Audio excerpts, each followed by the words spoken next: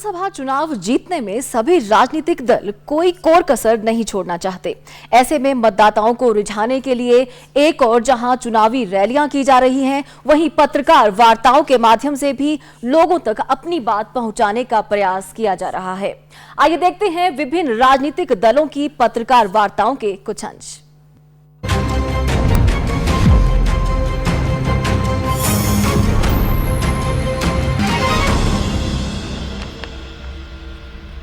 बदलाव का समय है, जो सब प्रकार के वर्ग उनसे त्रस्त हैं। किसी ने रोड पे धरना दिया, किसी ने दफ्तरों के आगे धरना दिया और हम लगभग धरने के थ्रू ही चलते रहे।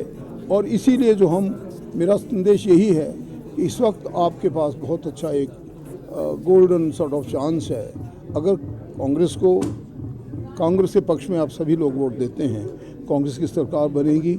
किसी भी प्रकार की जो समस्याएं आपके सामने आ रही हैं उन सब का अंत होगा और एक अच्छा निष्पक्ष आपको शासन मिलेगा, प्रशासन मिलेगा, एक अच्छी सरकार मिलेगी जिसमें हमारे युवाओं का, महिलाओं का, हमारे सैनिकों का, हमारे वीर नारियों का, हमारे सभी वर्गों का ध्यान रखा गया है और एक स्वच्छ प्रशासन आपको मिलेगा, अच्छी सरकार आपको मिलेगी। अग्निपथ योजना है, इस पे मैंने बहुत पहले भी बात दिल्ली में भी स्पष्ट कही थी और वैसे भी एक बार और स्पष्ट कर देता हूँ कि यही योजना यदि थोड़ी से किसी एक पर्टिकुलर रेजिमेंट पे प्रयोग किया जाता, इस योजना को देखा जाता कि इसका क्या असर होगा हमारे भारतीय सुरक्षा पे, हमारे भारतीय सेना पे, हमारी उन महान रेजिमेंट जिन्होंने अब योगदान दिए 62, 65, 71 और कारगिल के युद्धों में, तो अच्छा रहता। इसका शायद हमारे लिए इसका अच्छा रिजल्ट निकलता।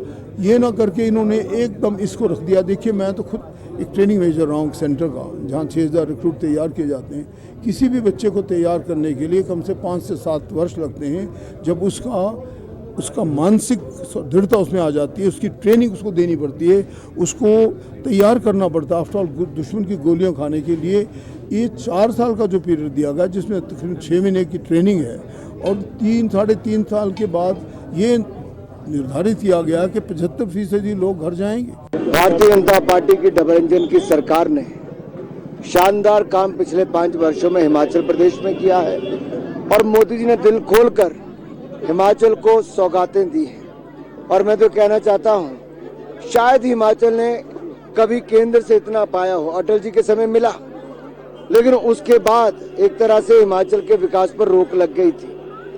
जो हमारा औद्योगिक पैकेज था उसको भी कम कर दिया गया, अटल टनल का काम रुकवा दिया गया और यही नहीं, हिमाचल का विशेष राज्य का दर्जा भी कांग्रेस ने छीन लिया था। लेकिन जब मोदी जी की सरकार आई, हिमाचल को विशेष राज्य का दर्जा मिला। एम्स 1500 करोड़ का, पीजीआई 400 करोड़ का, 4 मेडिकल कॉलेज 350 करोड़ रुपए के मिले, सेंट्रल यूनिवर्सिटी 550 करोड़ रुपए की मिली, IIT, IIM, IIIT सैकड़ों करोड़ रुपए के मिले।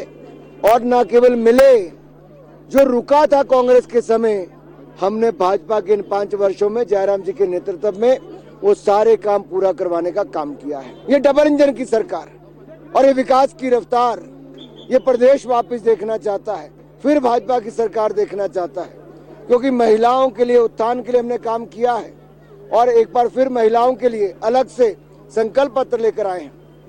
6वीं से 12वीं कक्षा की बच्चियों के लिए साइकिल, तो कॉलेज आने वाली बेटियों के लिए स्कूटी देंगे।